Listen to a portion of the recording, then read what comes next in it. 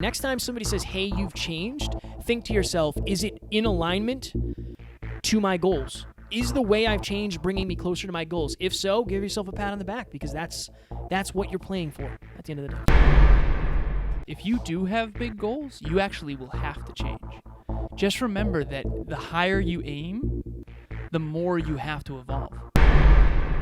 Ladies and gentlemen, welcome back to another very special, as always, episode of Next Level University, where we teach you how to level up your life, your love, your health, and your wealth. We hope you enjoyed our latest episode, number 683. This is our go-to answer for everything. Today, for episode number 684, hey, you've changed, and why that is a good thing. I pinched myself really hard, and that hurt me. So I had somebody reach out to me, and they said, hey, can you be the person that you used to be for me? And I said, honestly, no. And this was very hard. This was a super, super hard conversation for me because it was the first time that I actually faced this truth. And I said, I mean this with all the love in the world. I don't think you understand what I'm going through. I have a business. We're doing, at this point, I think we're doing 5 episodes a week. I have a full-time relationship, like committed relationship, committed to growth, spending a lot of time together, living with this person. I'm going to the gym 6 days a week. Mm-hmm. I've leveraged myself into building a business, so like I'm paying off all the debt that I've incurred. I just don't have a lot of time. Like there isn't a lot of time, and I'm really focused on growth. I have to continue growing to get what I want. Unfortunately, I can't be the person that I used to be. And it was a difficult conversation. It was really hard because I felt bad. Our friendship started off as something, and it evolved into something else because we both evolved into what our goals were. And this person took it really well. Honestly, they took it really well, and they said, okay, first of all, thank you for letting me know, which I was like, all right, I appreciate that. And this person and I now connect on a different level. Right. But because the expectations are different, I had the courage. This person had the courage to ask, so I commend them for that. I had the courage to tell the truth. And now I think we have the friendship that we're going to have, but it's way better than none. Right. And I know if you're listening, you've probably gotten that, like, hey, you've changed. Hey, yeah, of course I did. I had to. I had to change in the way that I think I need to change in order to get what I'm going for. If you're not going for the same thing, no problem. No problem. But it just means you're not going to have to grow towards the same thing at a similar rate. Right. And that's all it is. So if somebody said to you, hey, you've changed, you've seen the picture of the butterfly. It's the butterfly and the caterpillar. The caterpillar says, hey, you've changed to the butterfly, and I think the butterfly says, we're supposed to. That's what this episode is. Don't feel alone or don't feel like you don't belong because the people in your life might be saying that. Odds are that it means you're actually on point. You're in alignment to what you're actually going for. I ended up having a conversation in the gym with one of my close friends. I grew up with him. We played games together. I slept over his house. I grew up with him for years and years and years. And we had such a wonderful friendship, and we still do. And we've disconnected quite a bit over the past several years. And when we were in the gym and I ran into him, we rekindled totally fine. It was great. It was a wonderful conversation. But I ended up saying to him, I think he said something along the lines of, you didn't text me on my birthday. And I was like, I'm sorry, man. I didn't mean to do that. Like, I hope you don't take that personally. And we talked it out and we caught up, and things are going really well for him. Things are going really well for me. It was great. And I remember having this moment where you taught me this. I basically said to him, listen, the reason why I haven't caught up with you isn't because I don't miss you. I genuinely have thought a lot about you. I've missed you. Genuinely, I'm so grateful to see you, and hopefully that's apparent right now. Because we were in person, he could tell. I was so excited to see him. Big hug. How you been? It was wonderful. Nothing but good energy. But I also said that one of the reasons why I didn't reopen that door is because I'm not convinced, I'm not confident that I'm going to be able to show up consistently for our friendship. Because new home, business, tons of clients, podcasting 7 episodes a week, like it's very challenging to keep up with all that. And that's all by design. It's not like we want pity. It's not like we're like, oh, I have no time and I'm so busy and No. It's like this is by design. I just realized that at the end of the day, essentialism. I was reading a book called Peak Performance, and there was one quote that I loved. If you want to be a maximalist, you have to become a minimalist.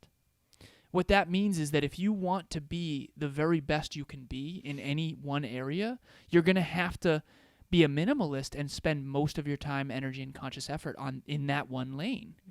And maybe you won't have as much time for barbecues or for friendships and things like that. It's a choice. And so he literally said to me, Alan, I just wish you had told me that. That's all. I just wish you had told me that, because that actually makes sense. Because I told him it's not like I'm hanging out with a bunch of friends. And I said, I'm not hanging out with almost any of my friends. Genuinely, I spend time with Emilia and Tucker. I spend time with Kevin, my business partner. I spend time with clients, and we have a 10-person team. Like, I spend my time there. I invest my time, I should say.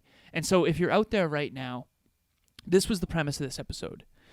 You literally get into a relationship with someone, friend, family, coach, client, mentor, mentee, any relationship you can think of, intimate partner.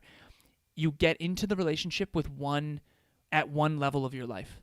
And that relationship is based on that current moment. It's like a dynamic. Right. That relationship dynamic. Exactly. That relationship dynamic.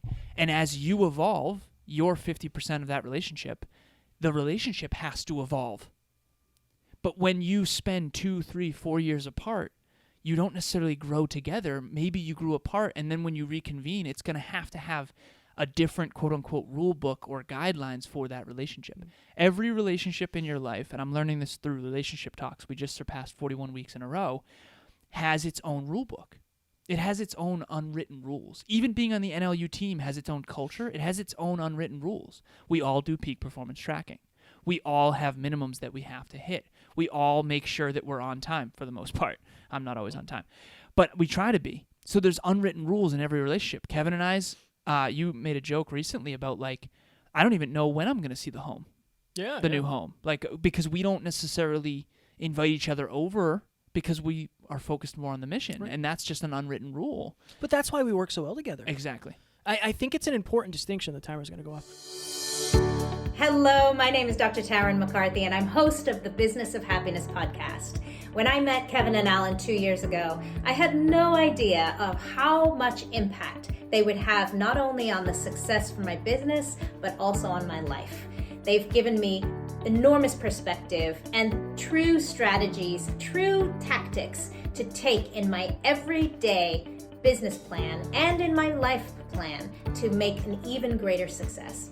Kevin and Alan, thank you so much. I couldn't even begin to express my gratitude for all you've done for me. And if you're looking for similar mentorship, I highly recommend these incredible experts at the Next Level University.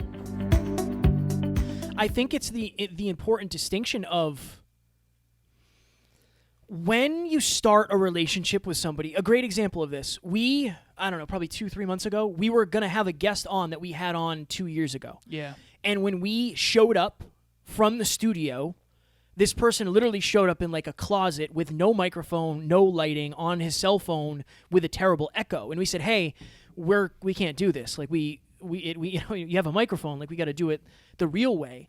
And it was one of those things, and you could see like in him of like, "Oh, you guys have changed." That's what it was. Yeah. We were thinking, well, you just didn't change as much as we thought. That's okay. You're not doing the same thing we are. And just to give context, the last time we interviewed this person, it was from an iPhone before COVID. Yeah. You know, so this was a long time ago. He basically thought that it would be the same as last time. Right. So he showed up on his iPhone. But we've evolved so much. So that's a really good analogy for how this is. So if you're out there right now and you struggle with this relationship dynamic of like past friends, past partners, past whatever, family too. Family's the hardest. Yeah. Because you grew up as a kid with your family.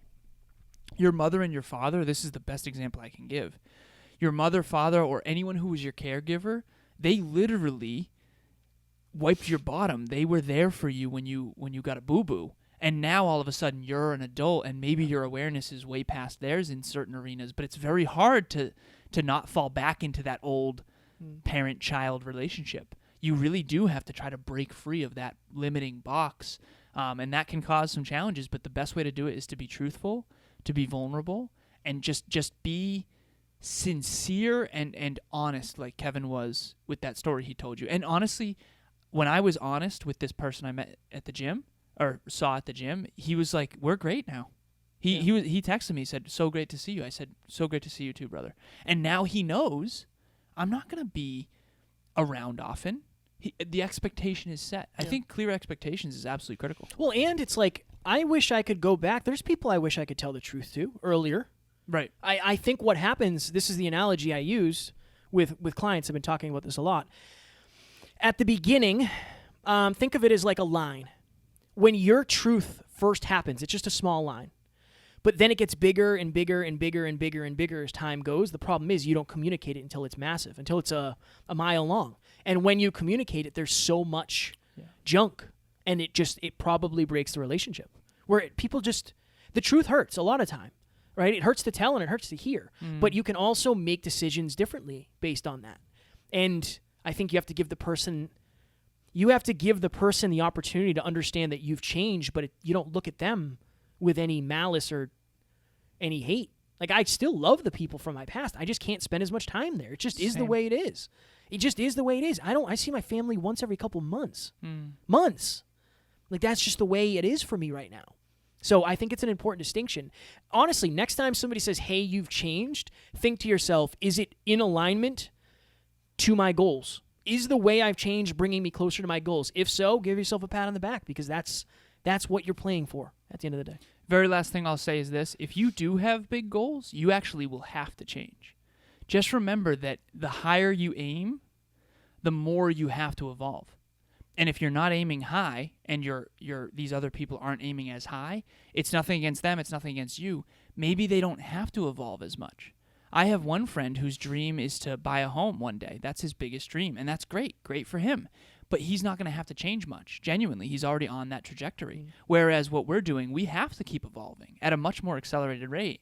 And that's nothing personal. It just is what it is. If you're listening to this podcast, there are a bunch of other people listening to this podcast who want to connect with you. Unfortunately, you can't do it through the podcast app, which I think they'll probably change in the future. But since you can't, we have a private Facebook group where you can. Next Level Nation, you can get to know people that are on the same path as you, that want to belong in the same place, that are going to cheer for your growth, and they're going to help you get to the next level. It's in the show notes below. If you want a private community where you belong, Next Level Nation is the place. Also, proximity is power. We just learned that even more on the trip in Colorado. Getting around people who are next level and who sit in the very seat of success that you want in your own life, you've got to get around those people. Let Kevin and I be guides. Let us help you overcome and really accelerate much faster than we did. If we had us at the beginning of this journey, we would have cut that time in half, if not a third. So please reach out to Kevin or myself. I actually just onboarded 2 new clients this week, which I'm super, super excited about. I've got a couple spots left. Please reach out on Instagram, Facebook, or you can email us. And all of that is in the show notes. And tomorrow, I'm sure you've probably heard of the New York Yankees, one of the most successful baseball franchises in the country, because we live in the United States.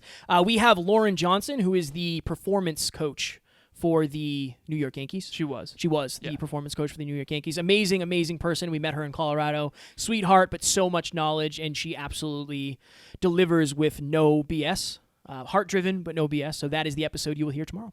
This was one of my favorites of all time. Her and Stephen Kotler, those two. If you haven't listened to the Stephen Kotler one, go back. And Lauren, yeah, she's awesome. Ladies and gentlemen, we love you. We appreciate you. And as always, we do not have fans. We have family. We will talk to you tomorrow. Talk to you soon.